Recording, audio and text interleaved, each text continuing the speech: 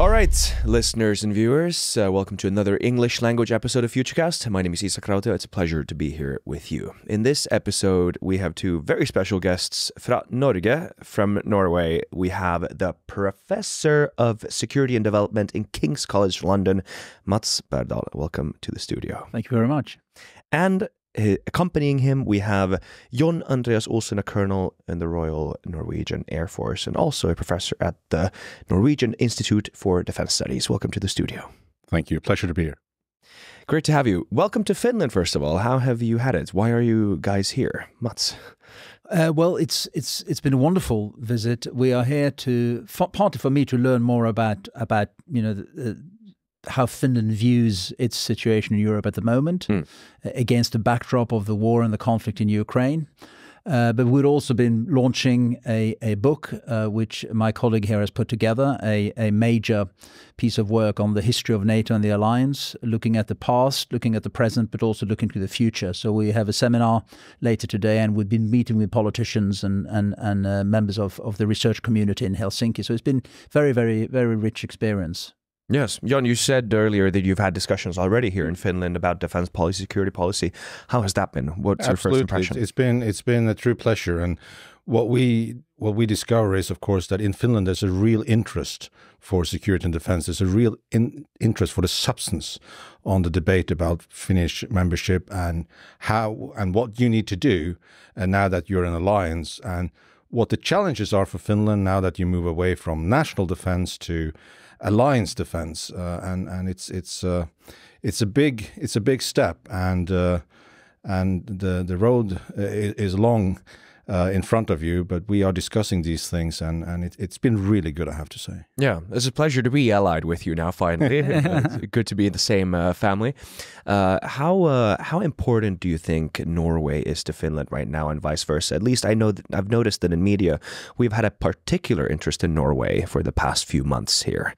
What do you think, Mats? Well, I think there's always been a close relationship at one level. I think a mutual admiration between the two countries, even before joining the alliance itself. I think what the reason Norway is of particular interest to Finland now, of course, I think is because of our experience as a long-standing member of the alliance.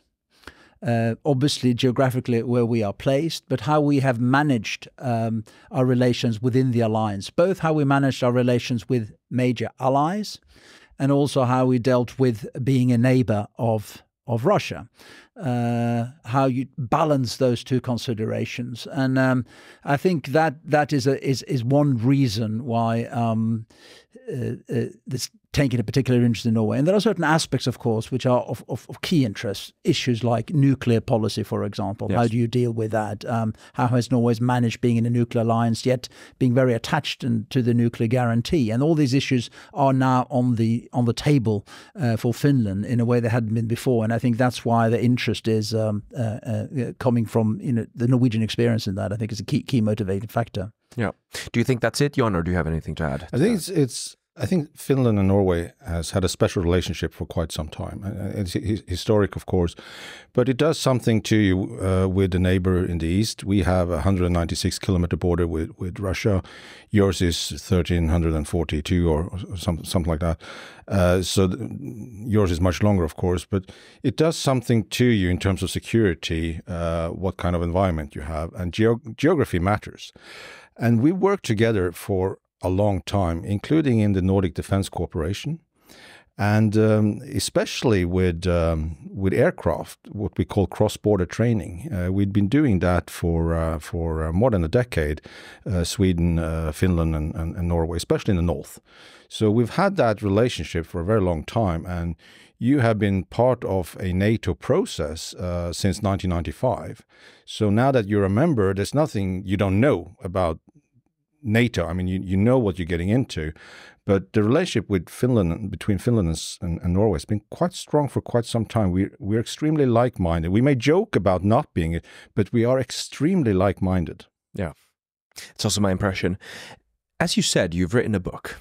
or you're among a group of people, many people who have compiled a book of different chapters about the history, purpose, present, future of NATO. Correct me if I'm wrong. Yeah, forgive me. The Routledge Handbook of NATO. Am I correct? Yes.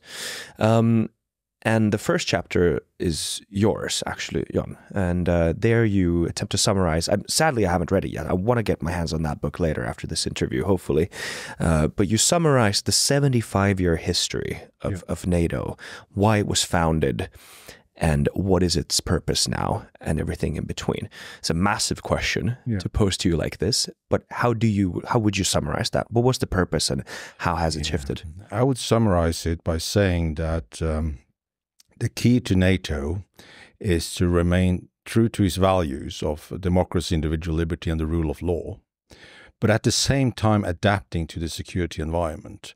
And we have adapted throughout the 75-year history, most recently from the Cold War to out-of-area operations with the Balkans, that Mats' expertise, and expeditionary warfare far away from home with Afghanistan. And now after 2014, and especially after 2022, this focus on collective defense again. So we've gone through different phases. And the book really discusses how have we overcome differences in the past? Because it's not like NATO countries agree on everything all the time. So, for example, back in the 60s, Franz de Gaulle and France decided to pull out of the military command structure, not out of NATO, but out of the military command structure. And they stayed out for decades. And this book explains why President de Gaulle did what he did, what was his rationale. We discuss how the missile crisis affected us in the 1980s. And of course, the really big question when the Berlin Wall fell and the Soviet Union disintegrated and the Warsaw Pact disintegrated. What for NATO now? Has it achieved its purpose? Should it go away? Or should we continue having an alliance? And all the NATO countries, 19 at the time, decided that NATO is too good a deal to give up. So we want to adapt it to the new security environment and keep it.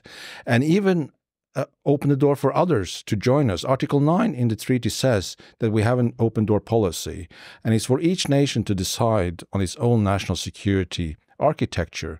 So if other countries would like to join NATO in the Euro-Atlantic area, they're welcome to apply. And if allies decide on this, they will accept them. So we had a series of new countries coming in. And we also changed our profile of operations. We went, to Bosnia and Herzegovina, and later to Kosovo, and to Afghanistan, and of course Libya. And we started operations in the Mediterranean. So it's really a story about how NATO has evolved and how we have overcome disagreements and how we have been able to stay with the main principle of consensus. For NATO to decide on something, every single nation has to agree. It's a powerful instrument. And it's not always easy because you have to negotiate and you have to find a common position. But NATO has been extremely successful at doing that. And just one more comment on the book is the importance of the transatlantic link and the relationship between the United States and Europe. It's a unique setup, and it's worked so well for 75 years. And it's going to work well in the future as well. Independent of the election in the US, the transatlantic bond will remain strong. And the book deals with these kind of questions and gives some answers to some of the difficult issues we've had in the past and that we will probably face in the future as well. But we have managed, through consensus, through consultation, to a fixed purpose, being a defensive alliance, we have succeeded in the past and will do so in the future as well. Do you agree with that? Do you have any comments on Jon's comments? No, I think I fully agree on that. I think it's important to add that the book is, it's obviously a serious piece of academic work. Yes. So it's not panegyric about the alliance. It tries to identify what the problems, what the challenges have been and how they've been overcome. and particularly as he just noted, what lessons can we draw from a period which has gone through an extraordinary survival, really. If you think of 1989, 1990, 91.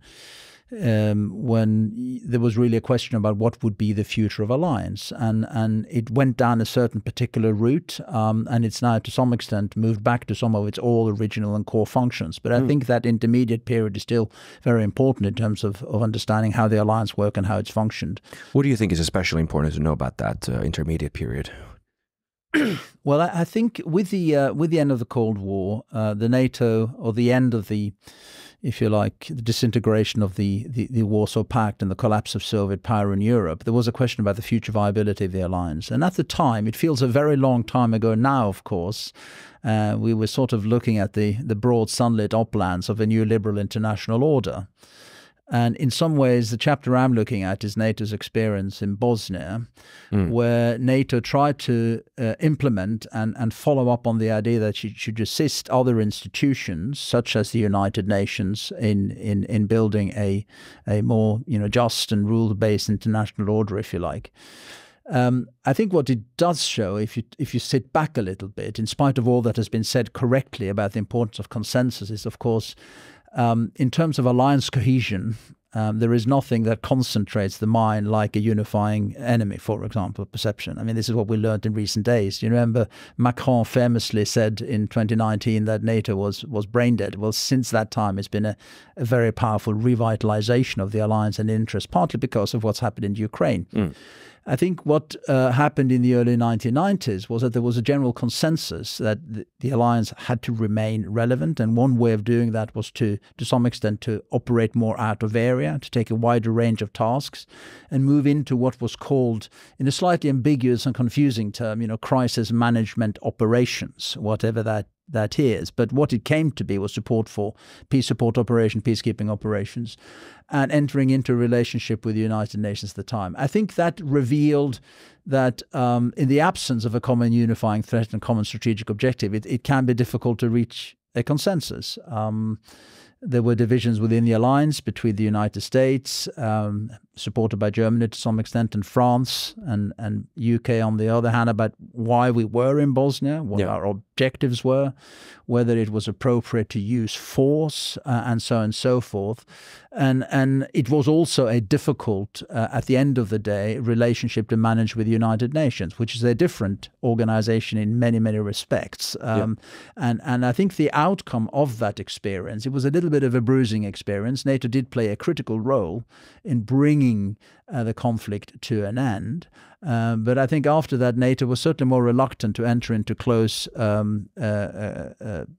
operational relationships to the United Nations. So subsequent operations in Bosnia, the S4 and then K4, and of course later in Afghanistan, and is NATO, fundamentally NATO driven. Yeah. So I think there are important lessons from that particular experience as well. But even then, they managed to survive and adapt and get through that and get an end result at the end. But it was very, very difficult and different times. So I think there are important lessons to learn from that. I think we should definitely cover Bosnia. Let's do it now since you brought it up. This is a good place to do it. Just to summarize the history, it's a bit shaky, so please correct me if I get this wrong. But basically in the 1990s, early 1990s, there's a lot going on in the Balkans. And in the area of Bosnia, you have a Croat Bosnian state declaring independence, and then you have the Milosevic-led Serbian Croats declaring independence to another separatist state. Some of the border areas are overlapped. Obviously, cause for conflict, civil war happens. It's absolutely horrific. Civilians being killed here and there. It's horrific. This is in the 90s. People do not tolerate this.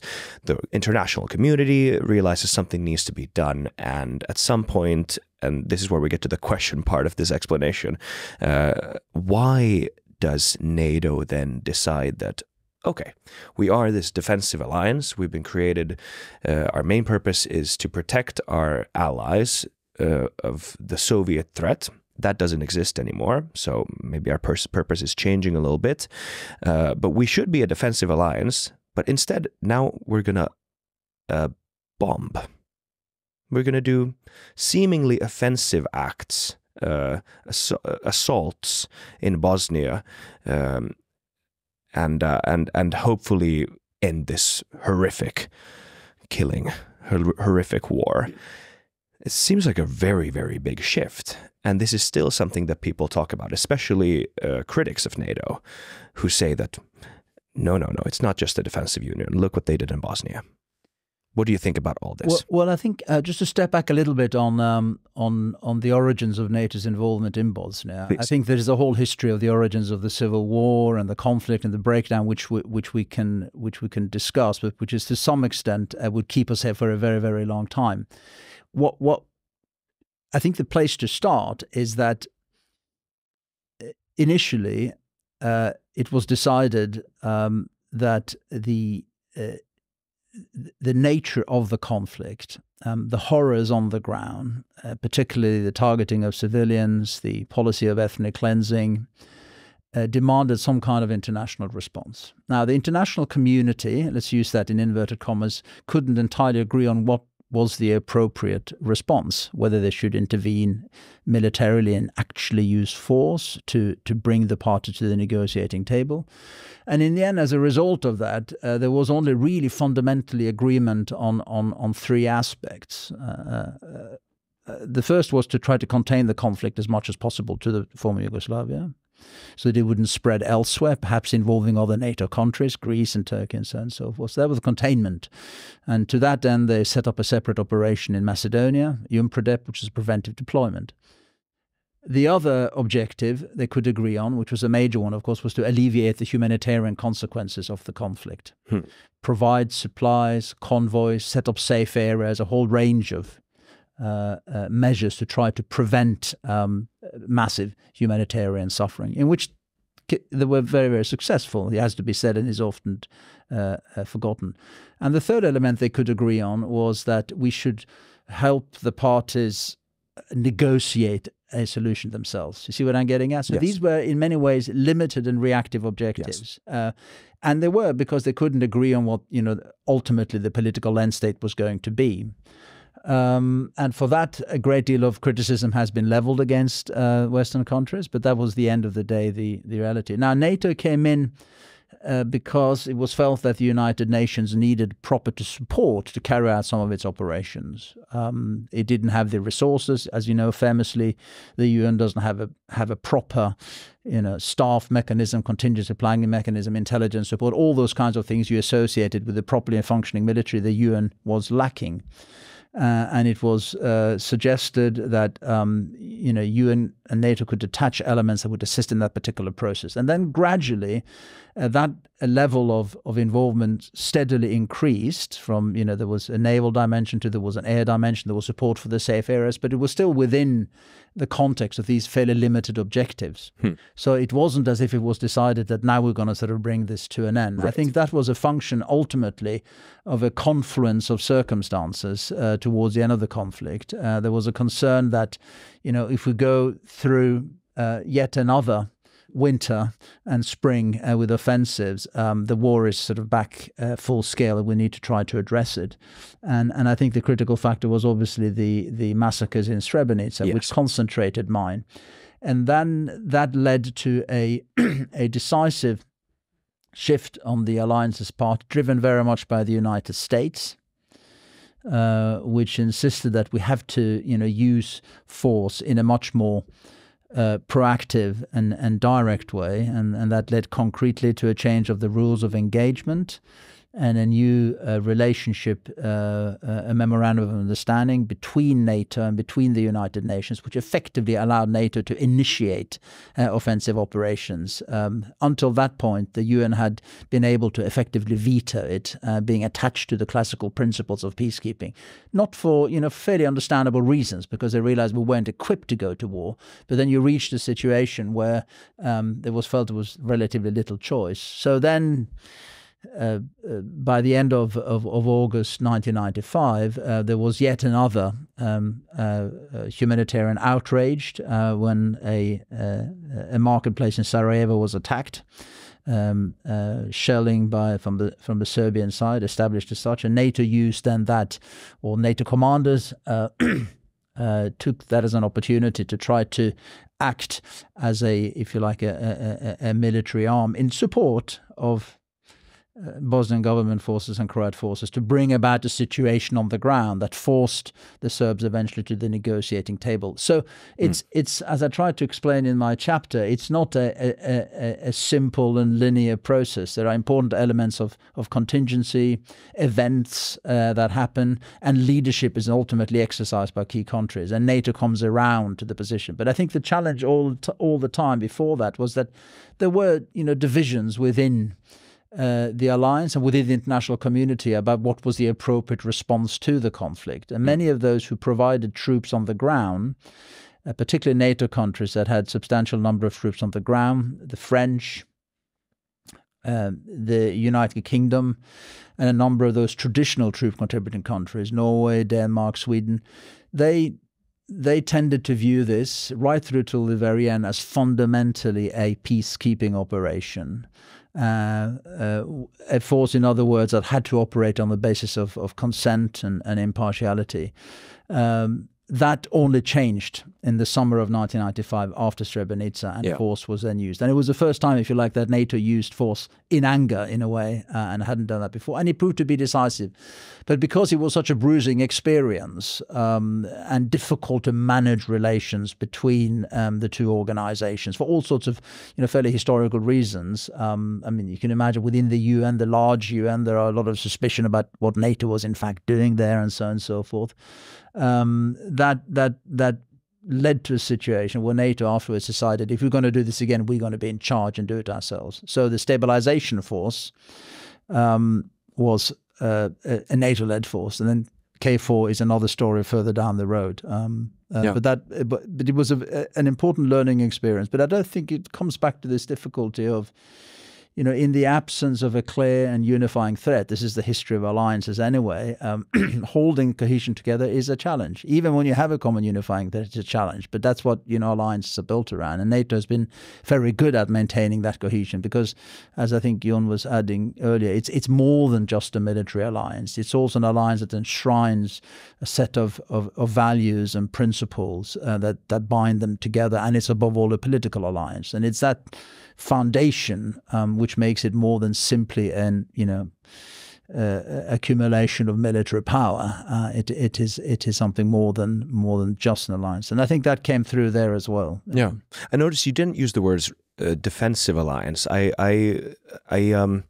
This is more a question about rhetorics and perception, I'd say, but that's definitely been the term that's been used here in Finland mostly, defensive alliance, puolustusliitto, and it certainly is that. But some critics might say that because of these examples, it cannot be reduced to just being such. What do you think about that? It is a defensive alliance. Yes, and NATO can do many things, and many people have different views on NATO. But at the end of the day, NATO is about deterrence and defense of the Euro-Atlantic area. Back in the 90s, we were faced with some extraordinary events. And the question is, when you have mass killings, do you just turn away and pretend it doesn't happen? Or do you try to make it better? And the idea back then was that you had explored all diplomatic options. You've given all parties a chance to cease hostilities, and still there's massive killings. And NATO has the means to stop that, to defend those who are being attacked. Yep. And they did so primarily with air power and with precision guided munitions. So it's not like it's carpet bombing, indiscriminating bombing. It's a few days of precision guided bombings, and in the Kosovo campaign it was 78 days, and of course in Libya there is relatively little collateral damage. Not everything is perfect, but it's done in the best possible way to protect civilians from being killed. And again, NATO is not perfect, but the idea was that you have to do something. You've given all other options a chance, and you can't, as an international community, just pretend this is not happening because you're afraid of getting involved. Yeah. No, I was only 2 years old then, but I don't think it should be underestimated. I think you can probably explain it much better than I can how big of an impact, for example, Srebrenica was. I think it was again. It just feels like a long time ago, but clearly one of the distinguishing features of the 1990s and the immediate aftermath of the Cold War was this strong sense that there is a normative shift taking place within the international community, that the idea of sovereignty is not sacrosanct if we are confronted with, for example, mass atrocity crimes.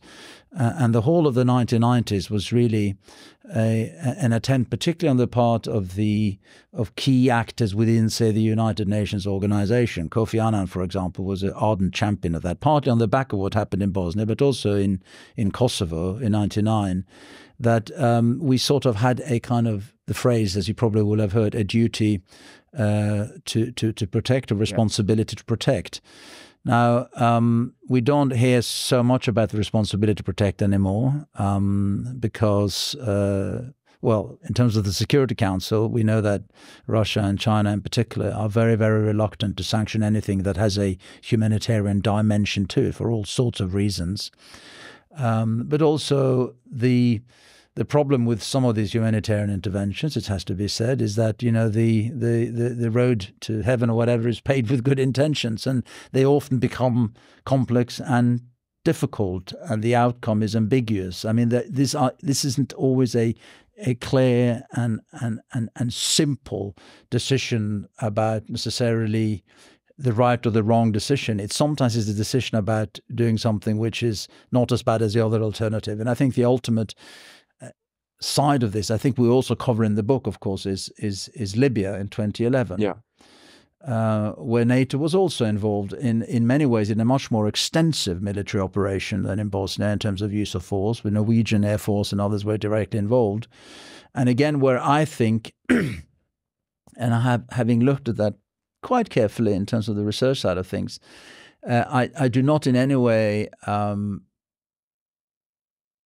buy into the accusation, which was branded at the time afterwards as this was really an attempt on the part of NATO countries to force a regime change. Coup, yeah, whatever. It was really at the time about an immediate worry about what would happen if Benghazi was overrun. Yeah. Now, the problem with that, of course, is that when you intervene like that, you do intervene in a civil war situation. And it is very, very difficult to remain distinct and separate and above the politics of that. And there was famously an editorial piece written by Obama and Cameron and others just after the operation had started, saying that this was not about regime change, but nothing will happen until Gaddafi has gone. So this is oxymoron element to it, of course. And then they were drawn into the conflict. And of course, the real problem in the long-term perspective is, one thing is to stop the killing immediately, to try to prevent a deterioration, but then what do you do with the society that you have intervened in? What have you put in place? Have you thought long-term about reconstruction, about security sector reform, about the knock-on effects of intervening in that way? Of course, at the time, the decision to intervene was governed, I think, fundamentally by a desire to avoid, as I said, a humanitarian catastrophe. But of course, that has long-term consequences. I mean, some people will question that analysis a little bit. I mean, it didn't take very long before the French began to, supply equipment and weapons to size in that ongoing conflict. But to some extent, when you intervene in a civil war, when you go to war generally, there are unforeseen and complex consequences and challenges. The Barnhouse rule, as Colin Powell famously said about Iraq, if you break it, you fix it, and that challenge is tricky. And I think NATO again was confronted with that in Afghanistan. A difficult challenge. Clear what the initial objective was, to deal with a transnational, terrorist threat. It had been a sanctuary and a haven for those who launched the attacks in 9/11. Then what do you do? And in 2003, it was decided, we cannot just leave it at that. We have to rebuild a country. And that is a very formidable challenge. And there again, the alliance internally had different views, different priorities, different approaches, and that to some extent was reflected in the outcome. Yeah. So I do remember when I visited the headquarters in 2014, 2015, after withdrawal from ISAF, there was a little bit of a sigh of, not relief, but we were moving on to more familiar terrain. We are looking again at a threat from a clear and present danger from Russia and Ukraine. This was after the annexation of Crimea. That was easier in a way to handle as a challenge, a unifying factor again. And Afghanistan, for some, turned out to be a very, a bad dream almost. But we have to remember how Afghanistan started. It was, the attacks on 9/11. It was the first time NATO invoked Article 5, and the United States invoked it and said, we have a responsibility to help each other out when one country is attacked. And the basis of that terrorism was found in Afghanistan. So that's how it started. And then it evolved over time. And some would say it evolved into something that is very difficult to do with military means.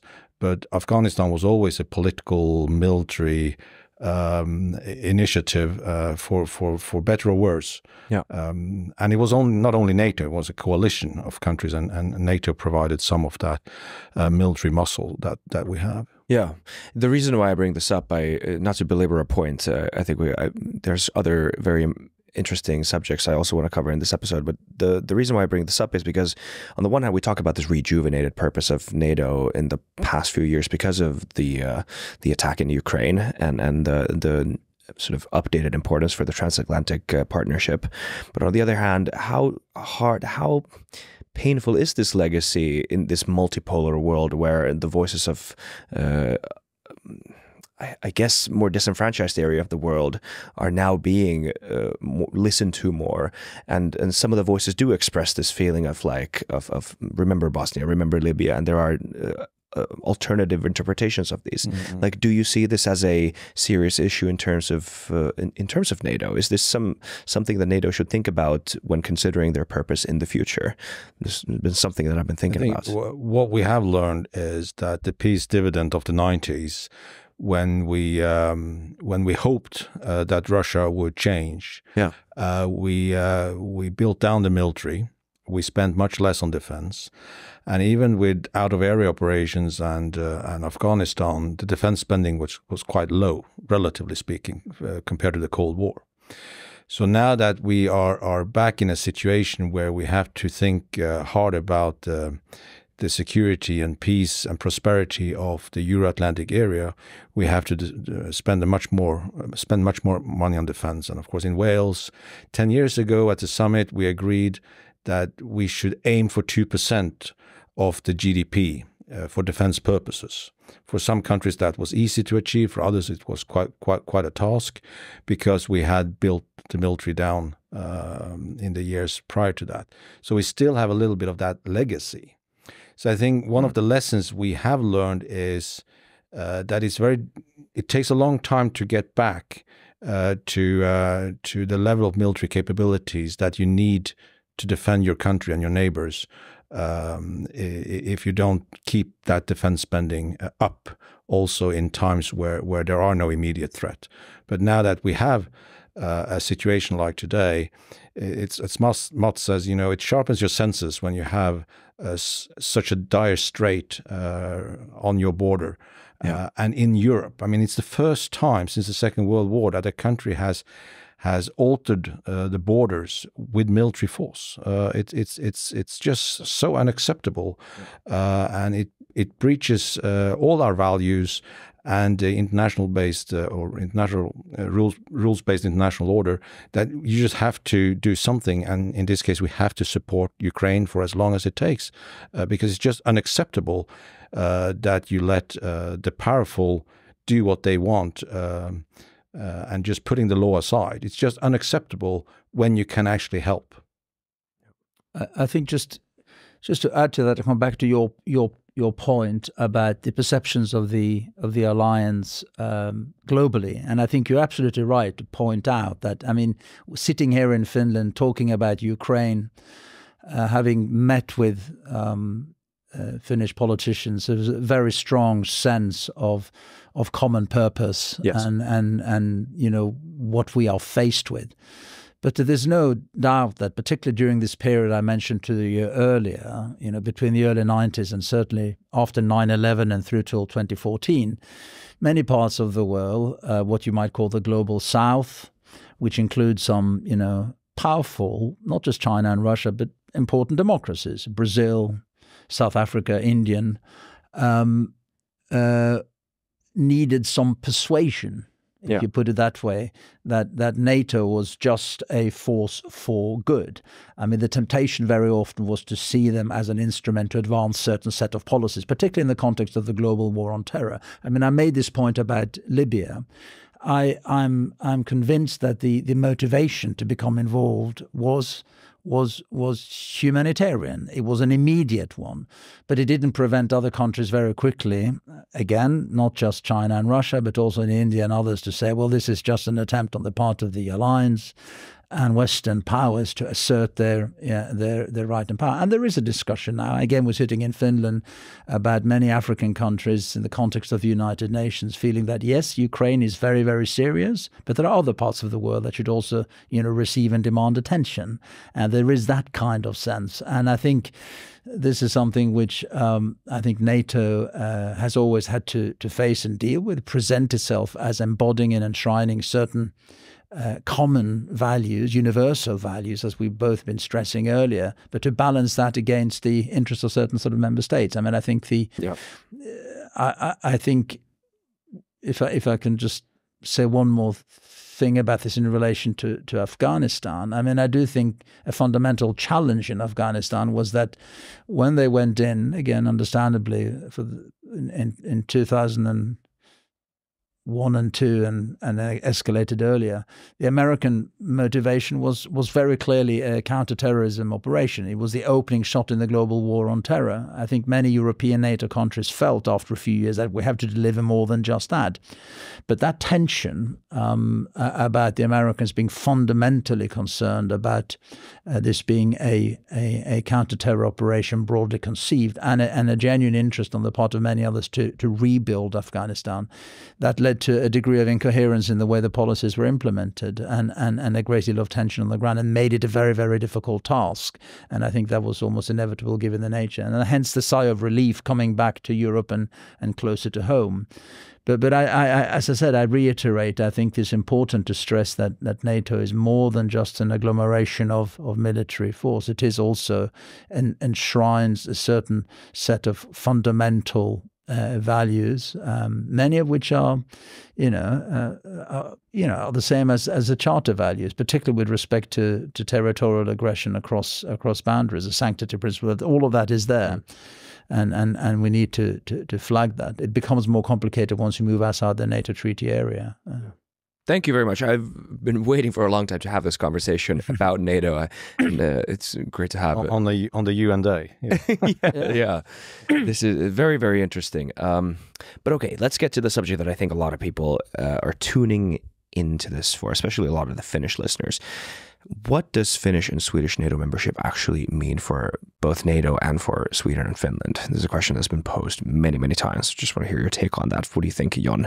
How is it changing? Well, it is certainly a strengthening of NATO. So it's good for Finland and Sweden. It's good for NATO. It's good for all of us, and it gives President Putin a strategic dilemma that he didn't have before. So there is now the possibility to have a united, coherent approach to everything we do in the North. Yes, we were close partners in the past, but it is something different now that you are members. We can do much more together, and especially on the military side, it really helps with host nation support, with logistics, with transportation between borders. There are so many possibilities. We always had the Nordic Defence Cooperation, but we can do so much more now that we're all in the alliance. It really strengthens the link between the North Atlantic and the Baltic Sea as well, and the High North and the Baltic Sea, and Finland and Sweden are key to that connection. There are so many opportunities now that we are working on a day-to-day basis in NATO. I mean, you have an ambassador there representing your head of state, and we just coordinate things on a daily basis. And we, as Nordic countries, will be better able to explain our concerns to the rest of the alliance because we stand together and we agree on 97% of the challenges in the north. Finland and Norway and Sweden, we have an exceptionally good understanding of our eastern neighbor because we've been neighbors and we never stopped viewing them with suspicion, even in the early 1990s. So we have a knowledge of our neighbor that others will benefit from. And we will benefit tremendously from your intelligence and your information and your experience with Russia, good and bad. You have an experience that we don't have, and you bring that to the table. We see a lot of benefits. Also, the fact that you're a strong democracy, a consensus-built society, will help us in our decision making. You're also quite strong on total defense and the relationship between civilian authorities and the military. That there is something we can learn from Finland. So you don't come in as somebody who doesn't know anything about NATO. You've been working closely with NATO for a long time, and we talked about Norway, Finland earlier. There are so many opportunities now that we didn't have before because we always had to consider your position as separate from NATO.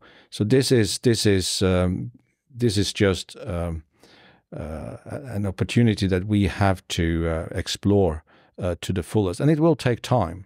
But another thing that characterizes Finland is your DNA of thinking of others than yourself. And this is the 360-degree approach that we discuss in NATO, that yes, we are primarily responsible for deterrence defense in our own region and in our own neighborhood, but we're also ready to support any other NATO ally, NATO member who has a problem elsewhere. And that is something that the alliance will benefit from. You will be the first to say, this is not right. We have to do something about it. And we will stand together as Nordic countries. So it is an unlimited potential in what we can do together now that you are members of the alliance.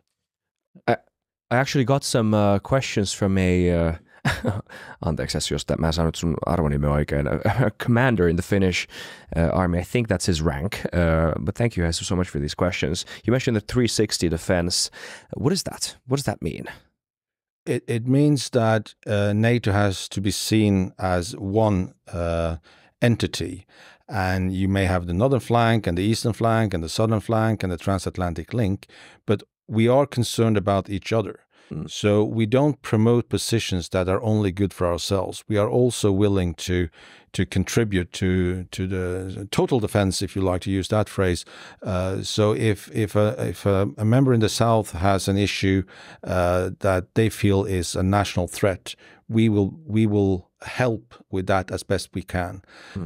So the idea is that you take major responsibility for your own region, but you're willing to help elsewhere.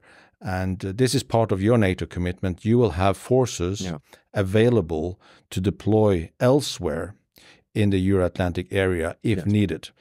Whether you actually do that that's a national decision. It's a sovereign decision. Yeah. But the intention is that we will have forces that can be used elsewhere than in our own countries if the need is there. What do you think about, if you look in reverse, and we don't have to name specific countries, but Southern European countries, for example, might have a different interest than Finns or Norwegians. How do you see this playing out, the 360 from the other perspective? We work it out through the committees. We work it out in NATO on a day-to-day basis. And for example, NATO has explicitly said that Russia is the biggest threat to our way of life right now. But terrorism is the second biggest threat. And that is because other countries in the alliance, in the southern flank, consider this a major issue for their national security. So it may not be the major issue for us in the north, but for Turkey and others, it is the dominating factor. And we have to be understanding in that sense, and we have to help, and we have to acknowledge that threat. Yeah, I think, well, first of all, I should just add in terms of the significance of membership. I mean, it's the irony of it is that, of course, Putin ostensibly went to war because he wanted to prevent, NATO's further encroachment on towards Russian territory.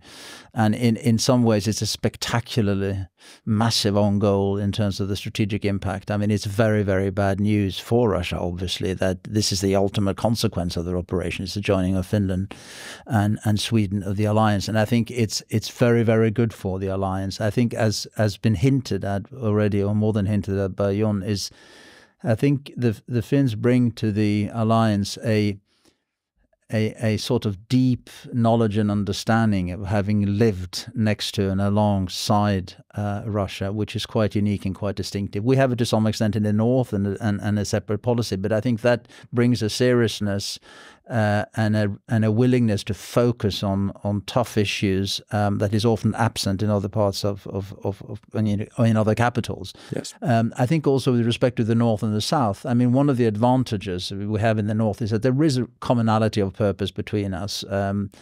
Finno-Scandinavia. We see eye to eye on a number of issues. There aren't the kind of historical and political barriers that you have in other parts of the alliance, in the south in particular, reaching agreement on certain issues. And there's certainly commonality of purpose when it comes to dealing with the threat from Russia. And that makes it easy, the whole process of integration. And I think we sense that today as well, that there is a lot of goodwill all around. And a willingness to learn from each other, but that process is relatively straightforward. It helps that we share a view of what the principal threats are. I mean, there are shades of opinion on this throughout the alliance. We talked today about whether or not the threat should be viewed as existential out of the Ukrainian war. I mean, you would say that in Finland, you would say that in the Nordic countries, you would say that certainly in the Baltic countries. So that in a way makes it easier to cooperate and strengthen ties and come up with innovative solutions. But overall, I do think it's a very major and important strengthening of the alliance. And again, I've said before that we obviously tend to focus on what the Russians are doing in Ukraine and the apparent forward momentum they have at the moment. But I think long term it's a strategic catastrophe for Russia. They've been weakened in so many ways. Increased dependence on China. The long-term effects on the economy are also likely to be catastrophic, in addition to all these other things that are more difficult to measure, setting back the whole hope of having a Russia that is part of the European family in a way that we very much dreamed and hoped of in the 1990s. That all has been set back dramatically. So I think the unity of purpose shown, the importance of being inside the alliance is something which bodes in a way well for the future. And for the Finns, I think to be inside, again, something I picked up from this trip, to remind us that the threat is in some ways an ongoing one. I mean, the Russians are very, very active at the moment, below the threshold of full-scale war in terms of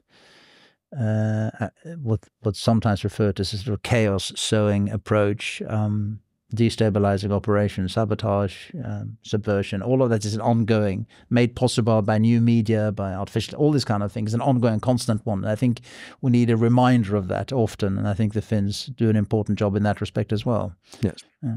We often talk about, of course, Finland as a territory, and of course your long border with Russia.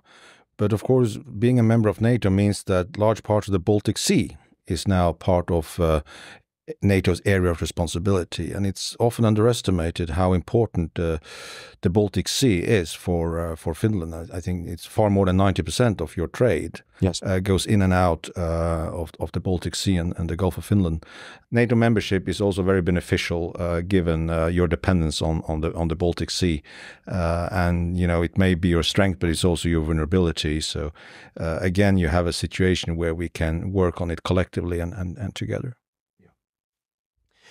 Harkening on, tagging along on something that you said earlier, Jan, I want to ask you, Mats, about this. To what extent is it a challenge for NATO now and in the future that in warfare we are seeing both non-conventional types of actions that countries might take on other countries?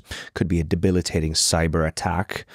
It's hard to sort of delineate where the line goes. Like, is that an act of war, or is it just something else that's a bit mischievous? Like, should that activate something internally in NATO? And then on the other hand, you have terrorism. You have non-state actors that might commit violence on a member state. And I don't know if NATO delineates any rules of engagement or anything, any standardized processes that would activate at that point. To what extent are these non-state actors and these non-conventional types of warfare that we are seeing nowadays a challenge for NATO? It depends on the impact and how powerful it is. But a cyber attack can constitute an Article 5 if it is conducted violently enough, and you can actually attribute where it comes from. That's the difficult with cyber attack. You don't necessarily know where it comes from. Does it come from a state actor, or does it come from an individual? But it can constitute an Article 5. Terrorism can and has constituted Article 5 with 9/11. So it's not necessarily the type of action or who is attacking, it's what it does to your national defense that really matters. Yeah, I think there is certainly a realization that this is a much more serious threat than it's been in the past, partly for reasons of the technological developments, opportunities that are there. And as Jon was saying, what constitutes an aggression or not is a whole new and grey area which is increasingly posing a challenge, and why NATO is placing a lot of emphasis on the importance of resilience. I mean, one thing which Norway, for example, recently entered into an agreement with the UK about protection of sea cables and underwater infrastructure facilities. And that's because we know and we have seen and observed that the Russians have taken a very direct interest in that. I mean, that begins to move towards the threshold of sabotage activity and subversion, and that whole area we have to ramp up the measures and the planning and the response to it. But there is also the whole issue of psychological warfare, if you like, destabilizing activity using social media and so on and so forth, which has also been ramped up qualitatively. And I think there again we had a bit of a discussion of this earlier today. I think there's a major task and challenge in terms of education, frankly, that people are aware of the scale and magnitude of these kinds of operations and activities, how they have tried and are continuing to try to intervene and influence political processes in elections. I mean, we've seen that in many places, going, not just right back to 2016 in the US, but also Moldova recently, in the Balkans, is destabilizing activity. And it's an educational component there is quite important. And recently, politicians and others, particularly in the UK, have tried to bring that to the attention of the public in the way that they hadn't done before.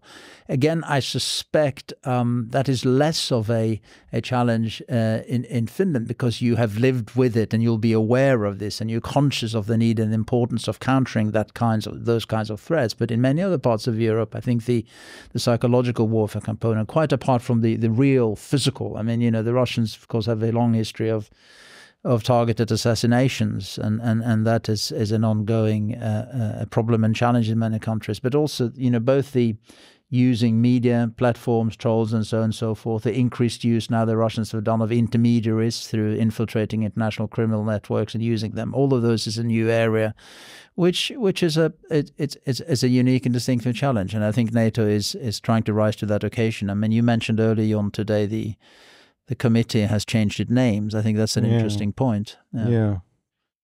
No, previously we had a division in NATO called emerging security challenges. But what does that mean? And we sort of decided it's really about innovation, cyber, and hybrid. So that's the new division name. Change of names sometimes indicate that you are realizing things about the threat perception. And we also established a year ago a resilience committee. I mean, NATO works through committees, and we have many committees, but now we also have one on resilience, which confirms how important it is. It's not a NATO issue per se; it's a national responsibility based on Article 3 in the NATO treaty. But resilience is more and more an issue that we have to take seriously, and we have to find ways to cooperate across borders and learn from each other, and we can learn from you, and you can learn from us, and such. But it is a topic that is incredibly difficult to understand, because there's military resilience, there's civilian resilience, there's an educational part, there's an information part, there's a strategic communication part. But resilience is increasingly a theme that we have to be aware of because of these actions from not only from Russia, from others as well, but it's part of our daily life now. Artificial intelligence, 10 years ago, that was just fun. Now it's deadly serious. There's a very, very, very broad consensus about the benefit of NATO membership in Finland, but there's not as big of a consensus relating to nuclear weapons and our involvement in NATO strategies that involve the nuclear deterrence, or perhaps more than that. How would you? I don't know if you want to get into domestic political debates, but how would you orient the discussion? What would you recommend we think about when we discuss this question? So there's two things to start with. One is NATO is a nuclear alliance. Yes, I mean that's a fact. Nuclear weapons are the backbone of deterrence. You assigned to that. When you became a NATO member, you said you agree with that. The second thing is that it's a national issue how you deal with the nuclear aspect. So there are 3 countries in NATO that have nuclear weapons. It's the United States, it's the United Kingdom, and it's France.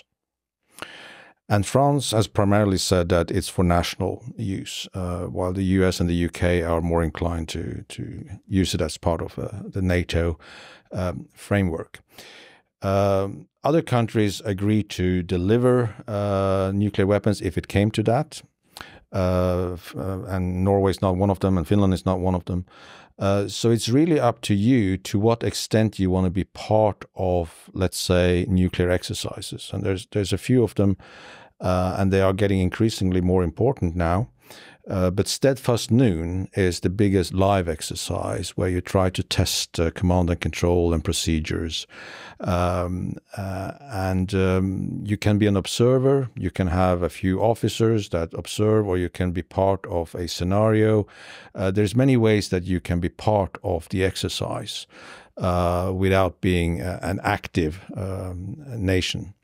So I think it's really a bit misconception about what the nuclear dimension means, but it's a national decision whether you would like to have nuclear weapons on Finnish soil in peacetime. That's a national decision. Norway has that policy. We can change it any time we want, but we're kept to that. We think it is a prudent way to go about. But it is a sensitive one because of the impact of course of the usage of such a thing. But for NATO, it's always a last resort. In our doctrine, it's a last resort. I mean, so in the Russian doctrine, it's a bit more flexible. They would say that they might want to use nuclear weapons early on in a conflict to avoid escalation. While from a NATO perspective, that doesn't really work. It's something you use when everything else failed. So there is a big debate, of course, on this, and Finland is part of that debate in NATO because we have a committee on nuclear planning, and it's only France that is not part of that committee. So you're in that committee, you have access to the discussion, you're part of the discussion, you're part of agreeing to certain documents, So in a sense, you're part of it, but whether you want to use nuclear weapons or to what extent you want to be part of an exercise, that's a national decision.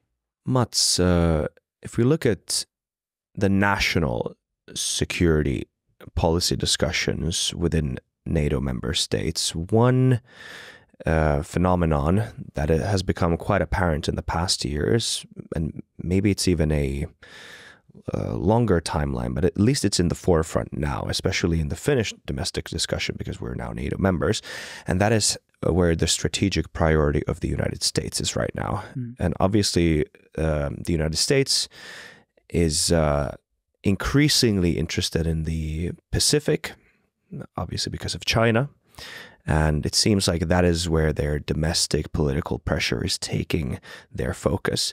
Now, what does that do to the transatlantic partnership? Are they mutually conducive towards the same targets, towards the same purposes, or is it a zero-sum game? How do you see this?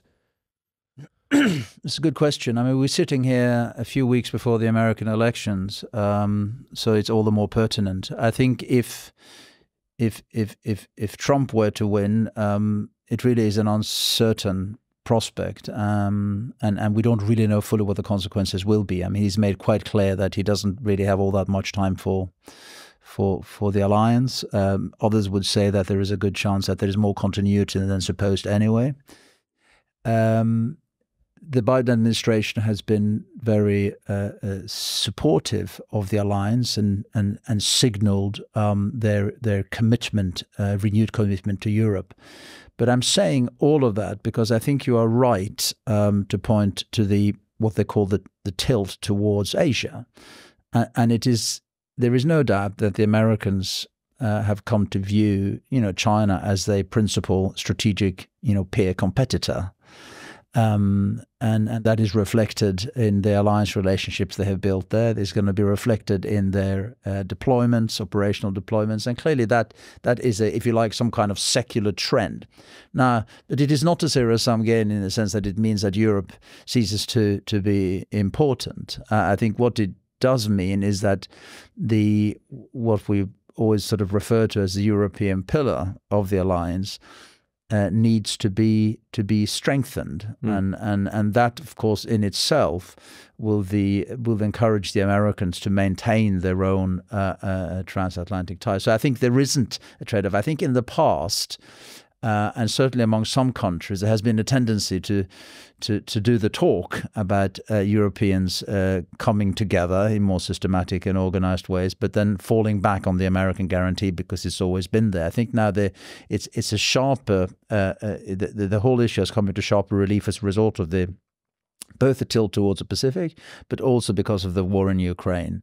And I think some countries have taken this on board within the alliance, others less so. I mean, they still think that ultimately we can fall back on the American guarantee. And I think it's very important that we don't forget the importance of maintaining that transatlantic ring. I think that is probably appreciated more clearly in the Nordic countries, particularly the Atlantic orientation and the sense of bond to them than in some other parts. But I think it's very, very important to cultivate that. Yeah.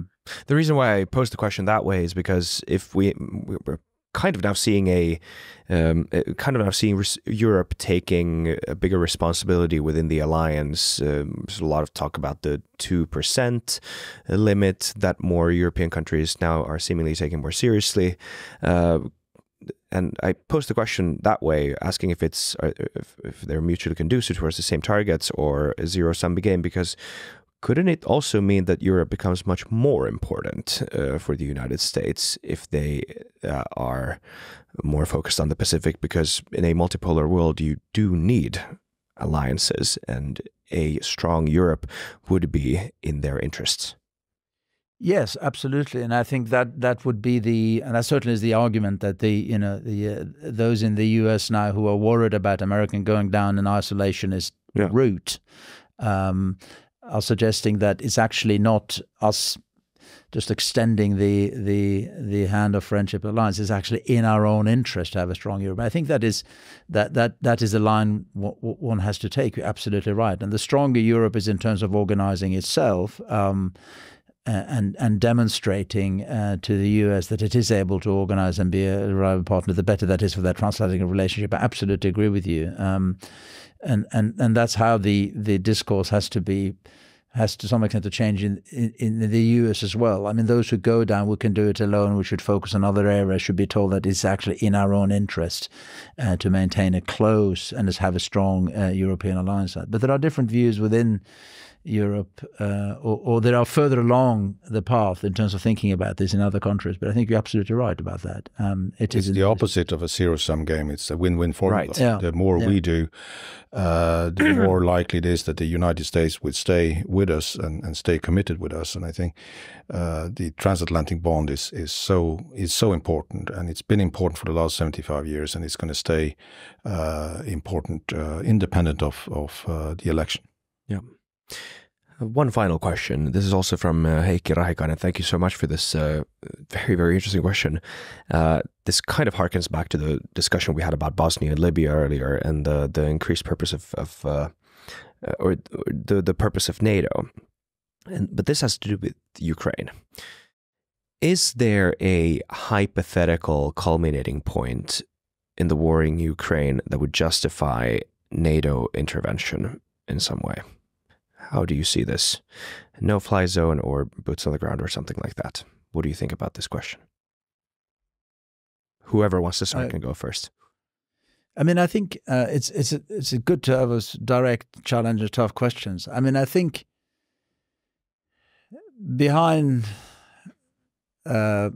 behind this sort of official talk about the course of the war and trajectory, there is a concern, particularly in America, has been about the danger of escalation to a nuclear level. And there have been talks, and there are talks, military, about avoiding this. And I think escalation management is an issue and a concern. And I think that is still an important consideration. In some ways, we should be reassured that the Americans still emphasize this. So I think that's going to be an imperative consideration throughout the handling of this particular process. I also do think there are, when we,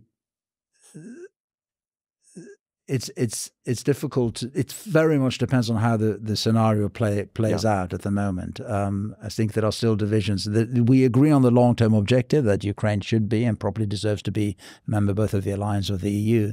But between there and reaching that particular stage, there are a lot of, I think, immediate phases where there's very real concern, and I think understandably concern from key allies about the escalation management issue.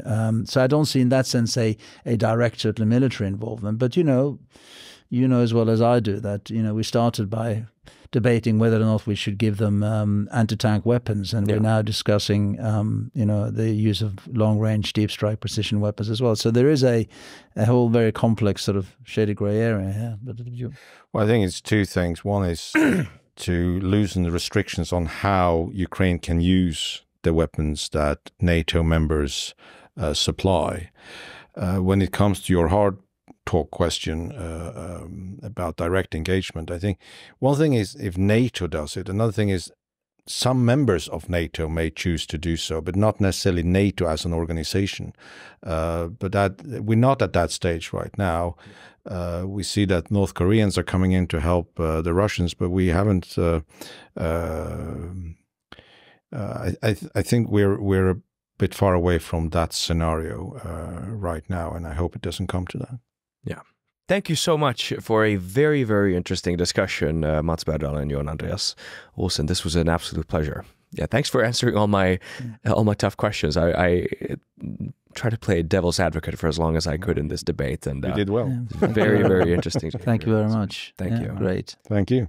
And thank you to all you listeners and viewers of this episode. Please, if you like this one, we have plenty other. We are a Finnish language podcast, but we do have other English language episodes. So please check them out.